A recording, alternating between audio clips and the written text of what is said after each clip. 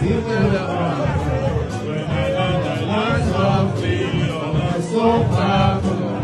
far, so good.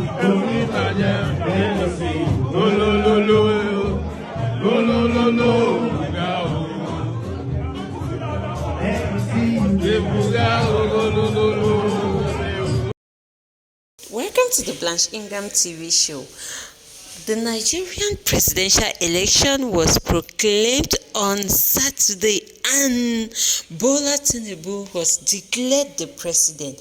Kenneth Okonkwo in his interview said that he was foreseeing fraud and that he knew that Bola Tinubu would snatch this election at all costs, and it came to pass exactly the way he said it. You have seen Bola Ahmed Tinubu saying, snatch it at all costs. If he will win, will he say that?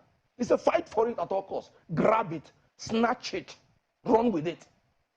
If Bola Tinubu knows that he will win in a fair context, will he talk about snatching it? So, anyway, The winner of the Nigerian presidential election has been proclaimed, but Kenneth Okonkwo, with almost all the Nigerian youths, doesn't want to accept that fact. They think that the election wasn't clear. They think that there was a lot of fraud in this election, as Kenneth explains. In a democracy, the process is more important than the result. And the process of conducting an election is very clear. I participated in this election. You go to the polling booth, you are accredited by the beavers, you go vote. At the conclusion of the matter, the vote is counted, the vote is announced publicly, the vote is transferred through electronic transfer to the server. Two levels of authentication through transfer. The first is uploading to the IREF portal, which is snapping the hard copy of the manual result and uploading it, which INEC was doing even before the authorization of electronic transmission. INEC yearned and told Nigerian people, and Nigerian people fought to grant them electronic transmission of results. The only reason for the amendment of 2022 Electoral Act is electronic transmission of result, to remove the mischief of the manual collation centers, where Nigerians have unanimously agreed is the albatross for free and fair election. In Mahmoud's INEC, in 2023 presidential election, Mahmoud bypassed the process of transferring electronically the result of the presidential election intentionally and willfully in order to manipulate the election to pronounce Bola Tinubu the president-elect. Why did I use the word willfully and intentionally? Anybody telling you there was a glitch in beavers is the first liar of this election. There were 3 elections conducted on the same day. No beavers. I repeat, no beavers malfunctioned. We were accredited by beavers. He did not malfunction. We were counted, announced. They transmitted the result of the senatorial election. Beavers was beautiful. They did it with the House of Representatives. Beavers was on top of the game. Then in the presidential election, they are telling their own fools, not us, that beavers suddenly started malfunctioning. No, it did not malfunction. There was a deliberate attempt to make sure that the presidential election is not transmitted, so that they will resort illegally and criminally by the law. Section 60, subsection 4 of the Electoral Act made it clear. Count and announce the result in the polling unit. Transmit and transfer in the polling unit. Subsection 5. So the polling unit independence in the conduct of our election is sacrosanct. And anything beyond that is not only illegal, but criminal. Subsection 6 very clear.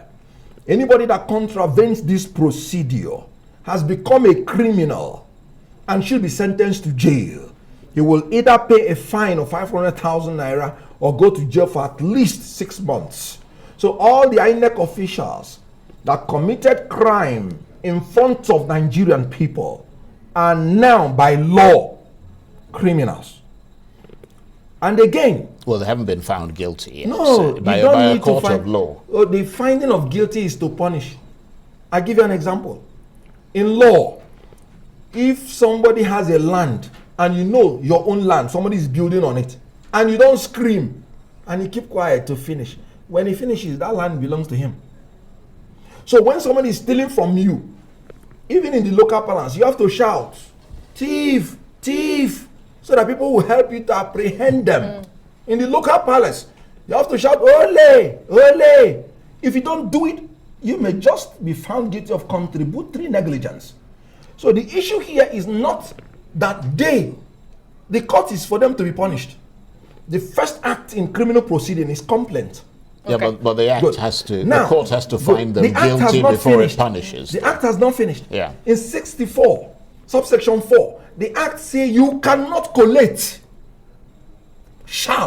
you cannot collate or announce results until you confirm and verify the results with the result already transmitted and transferred, recorded in the beavers, the accredited voters, and in number of votes in the beavers. Section 64, subsection 4, subsection 5. And in subsection 6, it says if there is a dispute, in other words, somebody says, look at what I have, is different from what is in the beavers. He said you would have to stop, compare with the result in the beavers. And if there is contradiction, the one in the beavers prevails. INEC chairman is the chief returning officer in the issue of presidency. There was no beavers at all throughout. And he went on to collect and announce, making it a criminal offense. Again, according to subsection 64. All right, you've laid out the law and you understand the process, but some will even say, going by your analogy of shouting thief, thief, thief. Yes. You could incite people Yes, if to you don't jungle understand justice. English, you say ole, ole. Yes. Oshio, oshio. Okay, you could incite people to jungle justice if you do that. Some may say that, and that's what the governing party is saying, that there is a proper channel, which is the court. Yeah. You seem to have all the evidence, you understand the law and what has been done here.